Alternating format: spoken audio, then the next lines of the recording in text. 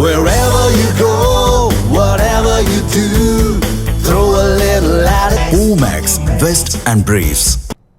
தமிழகத்தில் petrol diesel தட்டுப்பாடு இல்லை என்றும் பொதுமக்கள் பீதியடைய வேண்டாம் எனவும் பெட்ரோல் விற்பனையாளர் சங்க தலைவர் KP முரளி தெரிவித்துள்ளார். கடலூரில் செய்தியாளர்களிடம் அவர் பேசியதை மினி டாக்ஸ் பகுதியில் தற்பொழுது பார்க்கலாம். நேற்று மாலை முதல் சென்னையில் பெட்ரோல் டீசல் வாங்குவதற்கு அனைத்து பெட்ரோல் பம்புகளிலும் கூட்டம் அலைமோதுகிறது என்ற செய்தி பரவலாக எங்கும் பேசப்பட்டது. முதலில் கூறிக்கொள்கிறேன், பெட்ரோல் டீசல் தட்டுப்பாடு இல்லை. தமிழ்நாட்டில் உள்ள 7000 பெட்ரோல் பம்புகளிலும் பெட்ரோல் டீசல் தேவையான அளவு இருப்பு உள்ளது. நாங்கள் பெட்ரோல் டீசல் சாதாரணமாக 2 நாட்களுக்கு ஒரு முறை 3 நாட்களுக்கு ஒரு முறை ஆயில் கம்பெனியிலிருந்து வாங்குவது வழக்கம். அதே மாதிரி நாங்கள் வாங்குகிறோம்.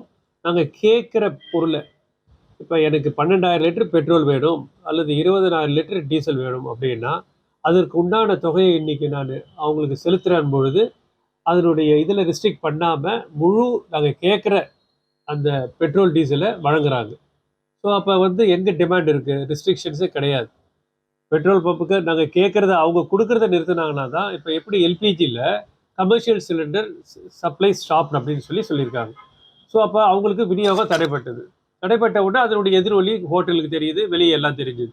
அந்த மாதிரி பெட்ரோல் டீசலில் எங்கேயுமே ஆயில் கம்பெனி பெட்ரோல் டீசல் நாங்கள் வழங்க போகிறது இல்லைன்னு சொல்லலை, அல்லது குறைச்சி வழங்க போகிறோம் அப்படின்னு சொல்லலை. ஆனால் தமிழ்நாட்டை பொறுத்த வரைக்கும் எங்களுக்கு கிடைச்ச தகவல்படி 21 நாட்களுக்கு சப்ளை கொடுக்கறதுக்கு பெட்ரோல் டீசல் இருப்பு இங்கே தமிழ்நாட்டுக்குள்ளேயே இருக்குது. இப்போ மற்ற ஸ்டேட்லேருந்து சொல்லலை, வெளி ஸ்டேட்லேருந்து இங்கே வரணும்னு நமக்கே ஒரு ஸ்டேட் அது மாதிரி அவங்க ஸ்டாக் வச்சுருப்பாங்க டிஸ்ட்ரிபியூட் பண்ணுறதுக்கு. ஸோ தமிழ்நாட்டில் மொத்தம் 14 டெர்மினல்ஸ் இருக்குது.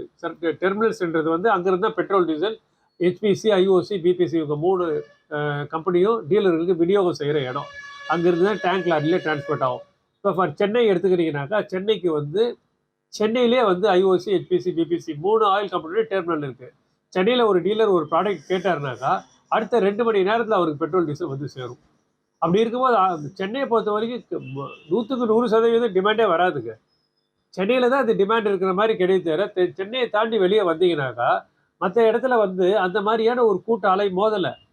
இப்போ இந்த இன்டர்வியூவே நான் கொடுக்கறது காரணம் என்னென்னா, சென்னையை பார்த்துட்டு இது எல்லா இடத்துலையும் இது பரவி இது ஒரு ஆர்டிஃபிஷியல் டிமாண்டை ஏற்படுத்தினா என்ன பிரச்சனைன்னு சொல்கிறேன் கேளுங்க.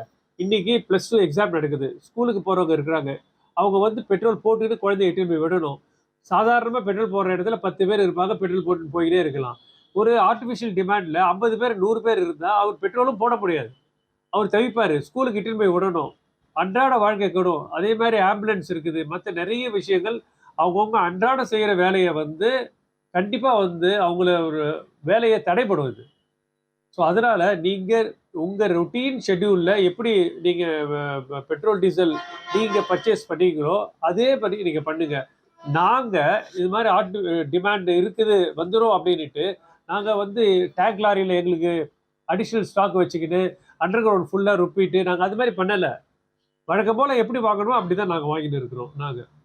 ஸோ எங்களை மீறியா உங்களுக்கு டிமாண்ட் வந்துட போகுது. ஃபஸ்ட்டு டிமாண்டு எங்களுக்கு தான் தெரியும் வரும்ன்றது. ஸோ அசோசியேஷன் நாங்கள் என்ன சொல்கிறோம், டிமாண்ட் இல்லைன்னு.